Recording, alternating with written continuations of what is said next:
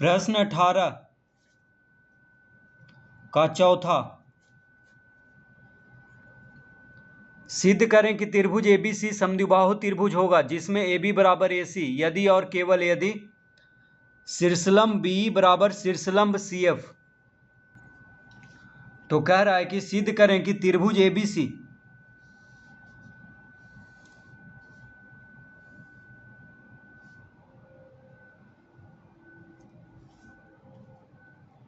त्रिभुज ABC समद्विबाहु त्रिभुज होगा जिसमें AB बराबर AC यदि और केवल यदि शीर्षलंब BE, देखिए शीर्षलंब BE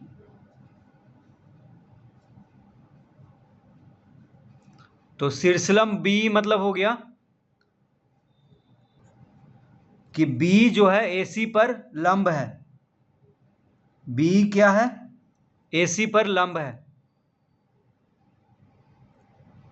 और शीर्षलंब CF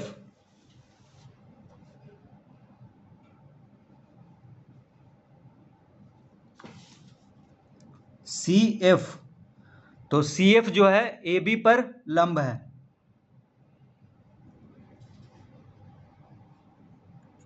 तो शीर्ष लंब इसको क्यों बोला गया, क्योंकि B क्या है, शीर्ष है, ABC शीर्ष है इस त्रिभुज का ABC का। तो शीर्ष B से एक लंब है जिसका नाम है B, तो B क्या है, AC पर लंब है, और CF जो है AB पर लंब है। लंब मतलब यहाँ पे 90 डिग्री का कोण बन रहा है। तो यहाँ पे सबसे पहले हम लिखेंगे दिया है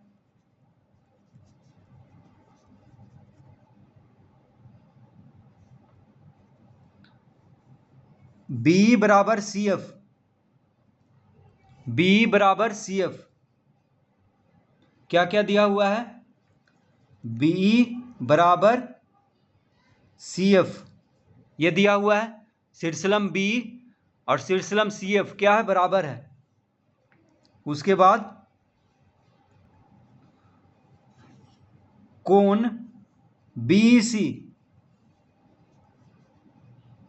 बराबर कोण CFB बराबर 90 डिग्री।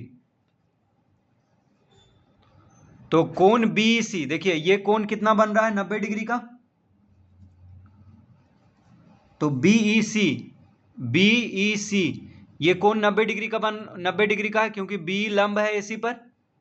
उसी तरह कोण CFB यानी ये कोण, देखिए ये भी 90 डिग्री का कोण बन रहा है क्योंकि CF लंब है AB पर।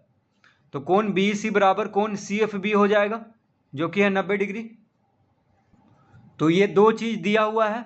अब लिखेंगे त्रिभुज BEC और त्रिभुज CFB में, तो त्रिभुज BEC, देखिए त्रिभुज BEC और CFB तो ये दोनों त्रिभुज को अब सर्वासम सिद्ध करेंगे। तो त्रिभुज BEC, देखिए ये वाला हो गया BEC, ये त्रिभुज एक हो गया। एक त्रिभुज है CFB, इस त्रिभुज को कहेंगे CFB। BEC और CFB में BE बराबर CF दिया है,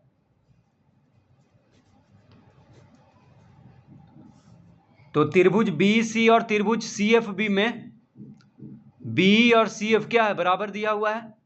तो लिख लेंगे इस तरह से, त्रिभुज BEC और त्रिभुज CFB में BE CF के बराबर हो गया, यानी दोनों त्रिभुज में BE और CF बराबर है। उसके बाद कोण BEC बराबर कोण CFB बराबर, तो ये दोनों कोण बराबर है, तो ये भी दिया है, ये दोनों कोण 90 डिग्री के बराबर है।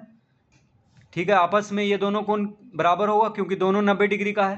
तो कोण BEC बराबर कोण CFB। तो देखिए कोण BEC, ये कोण त्रिभुज BEC में कोण BEC क्या है 90 डिग्री है, और कोण त्रिभुज CFB में कोण CFB 90 डिग्री है, तो ये दोनों कोण बराबर हो गया। अब लिखेंगे BC बराबर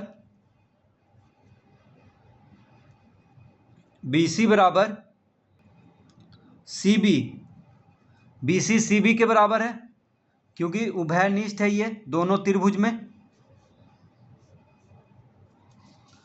देखिए त्रिभुज BEC में BC और त्रिभुज CFB में CB। BC कहें या CB कहें एक ही बात है। तो दोनों त्रिभुज में ये BC आ रहा है, तो BC क्या हो गया, उभयनिष्ठ हो गया। तो BC बराबर CB लिख देंगे, क्योंकि BEC में देखिए BC हो गया BC और CFB में CB। ठीक है, तो BC और CB क्या हो गया, दोनों बराबर हो जाएगा क्योंकि दोनों त्रिभुज में आ रहा है। तो यहां पे तो अब लिखेंगे अतः त्रिभुज BEC सर्वासम त्रिभुज CFB कौन सा नियम से, RHS नियम से।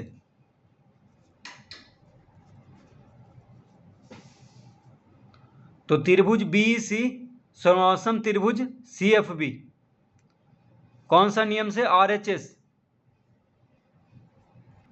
तो RHS नियम क्या होता है, तो देखिए 90 डिग्री का कोण मिल गया दोनों में, फिर 90 डिग्री के सामने का भुजा क्या होता है, कर्ण। तो कर्ण दोनों में बराबर हो गया, 90 डिग्री के सामने का भुजा को कर्ण कहते हैं। तो ये कर्ण हो गया और एक कोई भुजा बराबर होना चाहिए, तो एक 90 डिग्री हो गया दोनों त्रिभुज में। 90 डिग्री के सामने वाला कर्ण भी बराबर हो गया, और एक भुजा BE और CF, तो इसी को कहते हैं RHS।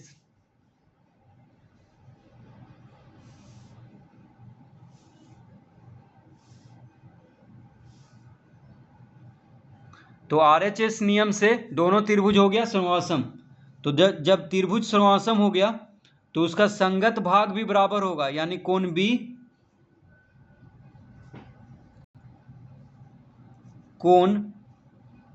B बराबर कोण C CPCT, यानी समवासम त्रिभुजों के संगत भाग क्या होता है, बराबर। तो जब दोनों त्रिभुज समवासम है तो देखिए त्रिभुज CFB में कोण B आ रहा है, त्रिभुज CFB में क्या आ रहा है, कोण B आ रहा है CFB में, इस त्रिभुज में, और त्रिभुज BEC में आ रहा है कोण C। तो ये दोनों भी बराबर हो जाएगा। तो जब ये दोनों कोण बराबर हो गया तो दोनों भुजा भी बराबर हो जाएगा, AB और AC बराबर हो जाएगा, क्योंकि बराबर यानी समान कोण के सम्मुख भुजा क्या होता है, बराबर। तो कोण B के सामने का भुजा है AC, कोण C के सामने का भुजा है AB, तो AB और AC क्या हो जाएगा, बराबर हो जाएगा। तो हम यहां पे लिखेंगे